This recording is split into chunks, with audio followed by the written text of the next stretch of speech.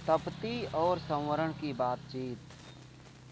गंधर्व कहता है, अर्जुन, जब तपती अदृश्य हो गई तब काम मोहित राजा संवरण, जो शत्रु समुदाय को मार गिराने वाले थे, स्वयं ही बेहोश होकर धरती पर गिर पड़े।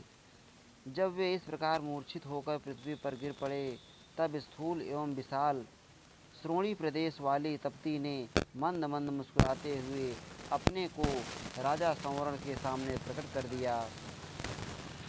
कुरु वंश का विस्तार करने वाले राजा संवरण कामाग्नि से पीड़ित हो अचेत हो गए थे। उस समय जैसे कोई हंसकर मधुर वचन बोलता हो, उसी प्रकार कल्याणी तपती मीठी वाणी में उन नरेश से बोली, शत्रुदमन, उठिए उठिए, आपका कल्याण हो। राज सिंह, आप इस भूतल के विख्यात सम्राट हैं, आपको इस प्रकार मोह के वशीभूत नहीं होना चाहिए। तप्ती ने जब मधुरवाणी में इस प्रकार कहा, तब राजा संवरण ने आंखें खोलकर देखा। वही विशाल नितंबों वाली सुंदरी सामने खड़ी थी। राजा के अंतःकरण में काम जनित आग जल रही थी। वे उस कजरारे नेत्रों वाली सुंदरी से लड़खड़ाती वाणी में बोले, श्याम लोचने, तुम आ गई, अच्छा हुआ। यौवन के मत से शोभित होने वाली सुंदरी, मैं काम से पीड़ित तुम्हारा सेवक हूँ, तुम मुझे स्वीकार करो, अन्यथा मेरे प्राण मुझे छोड़कर चले जाएंगे। विशालाक्षी, कमल के भीतरी भाग की सी कांति वाली सुंदरी, तुम्हारे लिए कामदेव मुझे अपने तीखे बाणों द्वारा बार बार घायल कर रहा है। यह एक क्षण के लिए भी शांत नहीं होता। भद्रे, ऐसे समय में जब मेरा कोई भी रक्षक नहीं है, मुझे काम रूपी महासर्प ने डस लिया है। स्थूल एवं विशाल नितंबों वाली वरानने, मेरे समीप आओ। किन्नरों की सी मीठी बोली बोलने वाली, मेरे प्राण तुम्हारे ही अधीन हैं। भीरू, तुम्हारे सभी अंग मनोहर तथा अनिंद्य सौंदर्य से शोभित हैं। तुम्हारा मुख कमल और चंद्रमा के समान शोभित होता है। मैं तुम्हारे बिना जीवित नहीं रह सकूँगा। कमल दल के समान सुंदर नेत्रों वाली सुंदरी, यह कामदेव मुझे अपने बाणों से घायल कर रहा है। विशाल लोचने, इसलिए तुम मुझ पर दया करो। कजरारे नेत्रों वाली भामिनी, मैं तुम्हारा भक्त हूँ, तुम मेरा परित्याग ना करो। तुम्हें तो प्रेम पूर्वक मेरी रक्षा करनी चाहिए। मेरा मन तुम्हारे दर्शन के साथ ही तुमसे अनुरक्त हो गया है, इसलिए वह अत्यंत चंचल हो उठा है। कल्याणी, तुम्हें देख लेने के बाद फिर दूसरी स्त्री की ओर देखने की रुचि मुझे नहीं रह गई है। मैं सर्वथा तुम्हारे अधीन हूँ, मुझ पर प्रसन्न हो जाओ।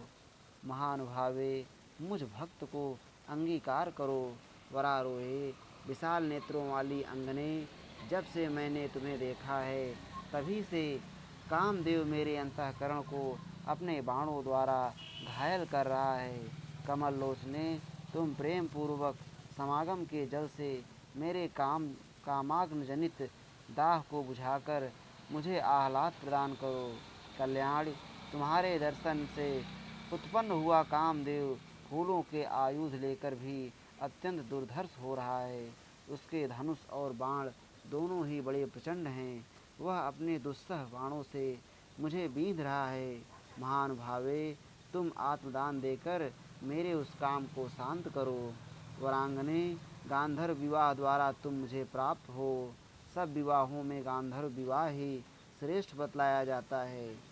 तप्ती ने कहा, राजन, मैं ऐसी कन्या हूँ जिसके पिता विद्यमान हैं, अतः अपने शरीर पर मेरा कोई अधिकार नहीं है।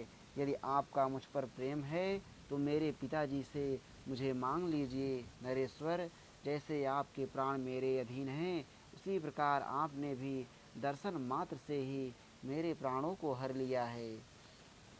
नृपश्रेष्ठ, मैं अपने शरीर की स्वामिनी नहीं हूँ, इसलिए आपके समीप नहीं आ सकती।